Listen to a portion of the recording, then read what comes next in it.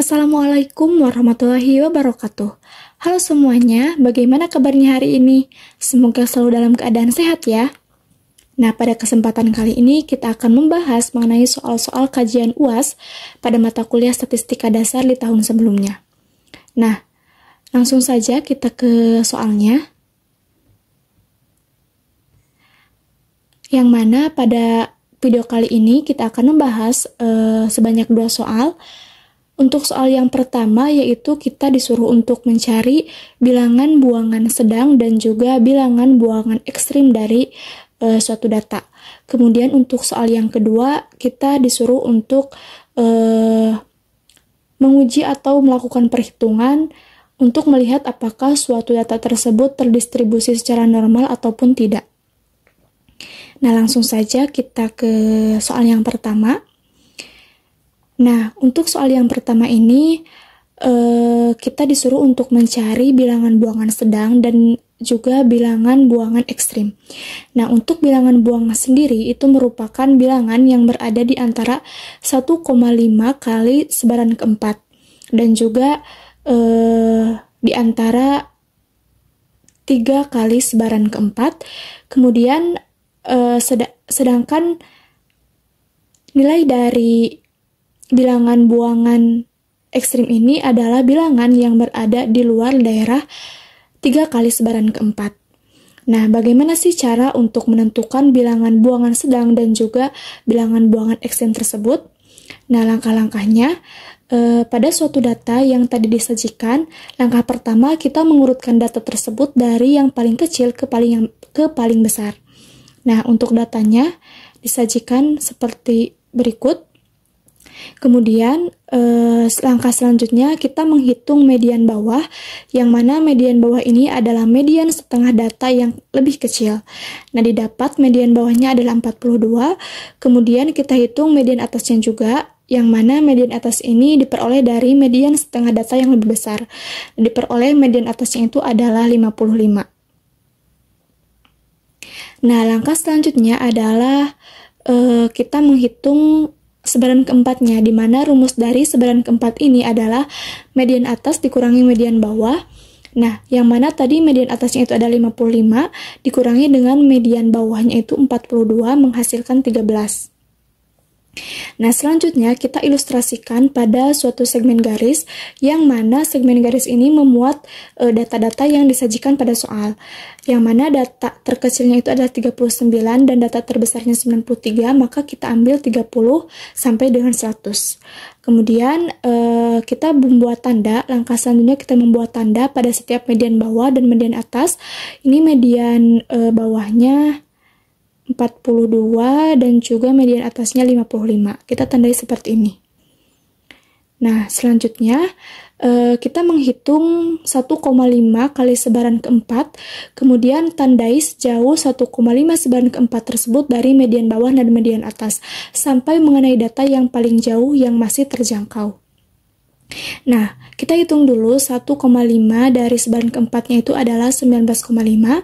Kemudian kita tandai sejauh 1,5 sebaran keempat ini dari median bawah. Berarti kalau median bawah itu adalah 42 dikurangi 19,5 itu 22,5, sehingga datanya di sini, kurang lebih di sini. Kemudian untuk dari median atasnya itu kita tambah 19,5 mencapai data 74,5. Nah, dari ilustrasi ini dapat terlihat bahwa data yang berada di sebelah kiri, itu terjangkau semua, sedangkan data di sebelah kanan masih ada data yang masih belum terjangkau gitu. Nah, yang mana data di sebelah kanan yang masih terjangkau itu adalah 73, karena ini data yang terjangkaunya itu sampai 74,5, sedangkan data yang terdapat dalam soal itu adalah 73 yang mendekati ke 74,5 gitu. Nah, kemudian karena data yang di sebelah kanan tidak terjangkau semua, maka kita menghitung 3 kali dari sebaran keempat dari median atas, sehingga 3 kali dari sebaran keempat itu adalah 39. Nah, kita jumlahkan median atas ditambah dengan 3 kali sebaran keempat ini adalah 39 sehingga menghasilkan data ke 94. Kemudian kita tandai lagi dari median atasnya ini sejauh 39 sampai data ke 94. Nah, dari garis ini dapat terlihat bahwa data di sebelah kanan ini terjangkau. Karena kan tadi data yang dalam soal itu sampai data ke 93. Nah, 3 kali sebaran keempat di sini mencapai 94. Otomatis semua data yang di sebelah kanan itu terjangkau. Nah, jadi dapat disimpulkan bahwasannya bilangan buangan sedang atau mid outliers ini merupakan data dari 74,5 sampai 94, yaitu 89 dan 93, sedangkan untuk data bilangan buangan ekstrimnya itu tidak ada karena tidak ada data yang tidak terjangkau oleh di daerah luar 3 kali sebaran keempat. Nah, selanjutnya untuk soal yang kedua ini kita disuruh untuk menentukan normalitas suatu data. Nah, dari soal tadi ada 2 kolom, yaitu kolom kelas dan juga frekuensinya. Nah, untuk menghitungnya kita menambahkan beberapa kolom lagi. Untuk kolom yang pertama itu ada limit atas. Dari mana sih kita mendapatkan limit atas ini? Limit atas ini adalah diperoleh dari batas atas suatu kelas ditambah dengan 0,5. Jadi, misal ini yang pertama, kelas pertama itu batas kelas atasnya 99, ditambah dengan 0,5 menjadi 99,5. Begitupun juga dengan kelas-kelas berikutnya. Nah, kemudian kita tambah lagi kolom satu lagi itu Z. Dari mana sih nilai Z ini diperoleh? Nah, nilai Z ini diperoleh dari limit atas dikurangi rata-rata dibagi dengan simpangan baku. Misal untuk data yang pertama itu limit atasnya 99,5 dikurangi dengan rata-ratanya itu 65,9 dibagi dengan simpangan baku 10,8 itu menghasilkan 3,1. Begitupun juga nilai yang baris yang kedua itu 89,5 dikurangi dengan 65,9 dibagi dengan 10,8 itu menghasilkan 2,18. Begitupun juga dengan kelas-kelas berikutnya. Nah, untuk selanjutnya kita menambah lagi kolom, yaitu kolom proporsi kumulatif. Nah, proporsi kumulatif yaitu pada baris pertama kenapa diberi nilai 1,00 karena menunjukkan seluruh luas daerah kurva normal. Nah, untuk baris kedua dan selanjutnya diperoleh dengan mengisikan luas kurva normal sesuai dengan skor Z yang bersangkutan. Jadi misalnya untuk nilai Z 2,18 dalam tabel distribusi normal baku tertulis 0,4854. Nah, kemudian ditambah dengan 0,5 menjadi 0,9664. Di mana sih kita bisa menentukan bahwa nilai Z 2,18 ini adalah 0,4854? Teman-teman bisa melihatnya pada tabel distribusi normal baku yang memang sudah tersedia gitu, sudah ada. Boleh teman-teman lihat di Google ataupun barangkali dosen terkait itu memberikan tabel tersebut gitu. Ditambah dengan 0,5. Nah, jadi misal yang ini 1,25 di tabel distribusi frekuensinya itu adalah 0,3944 ditambah dengan 0,5 menjadi 0,8944. Seperti itu. Begitupun juga dengan baris-baris selanjutnya. Nah, selanjutnya setelah kita menghitung proporsi kumulatif, kita juga menambah lagi kolom untuk frekuensi kumulatif.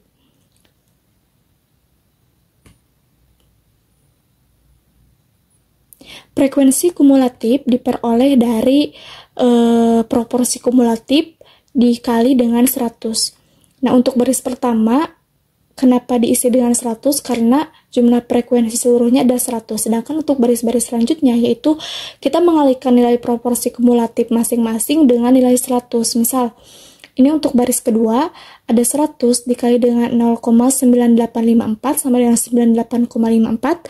Kita bulatkan menjadi 99.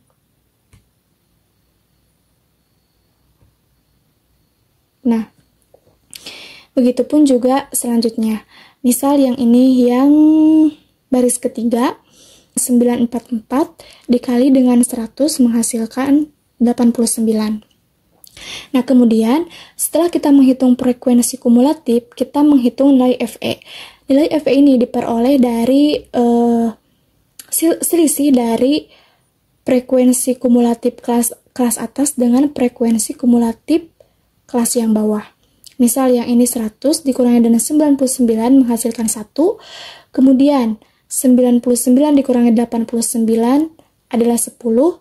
Begitupun juga dengan seterusnya. Dan jika kita jumlahkan, akumulasi dari EP ini adalah 100. Jadi sama dengan frekuensi seluruh data. Nah, setelah kita menghitung FE, kita akan menghitung C kuadrat.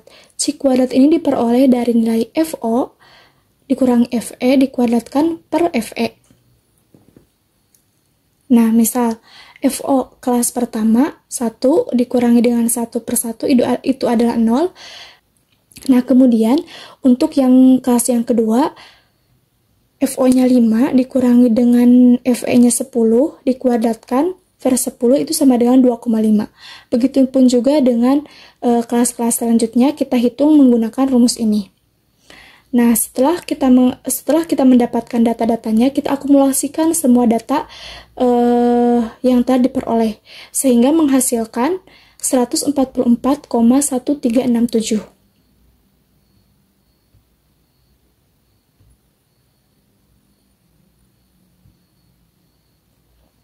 Nah, dari tabel tersebut diperoleh bahwasannya C kuadratnya itu adalah 144,1367. Nah, karena C kuadrat hitung sama dengan 144,1367 ini lebih besar daripada X kuadrat tabel, yang mana X kuadrat tabel ini teman-teman bisa lihat di tabel taraf signifikansi yang memang itu sudah menjadi ketentuannya 0,95 dan juga C kuadrat 4 yaitu 9,488, dimana untuk menentukan nilai 4 ini dan juga X kuadrat tabel ini teman-teman bisa menghitung dilihatnya dari DK, yang mana DK ini merupakan banyaknya kelas dikurangi dengan 3. Nah, tadi kan di soal banyaknya kelas itu berjumlah 7. Kita kurangi dengan 3 menghasilkan 4, sehingga nanti kita lihat di tabel C kuadratnya itu adalah nilai 4-nya pada tahap signifikansi 0,05. Nah, karena tadi juga sudah disebutkan bahwasannya C hitung itu lebih besar daripada C kuadrat tabel dan juga C kuadrat 4 pada tahap signifikansi 0,05, maka hipotesis dari 0 itu ditolak. Nah, dengan kata lain, data tersebut tidak terdistribusi normal.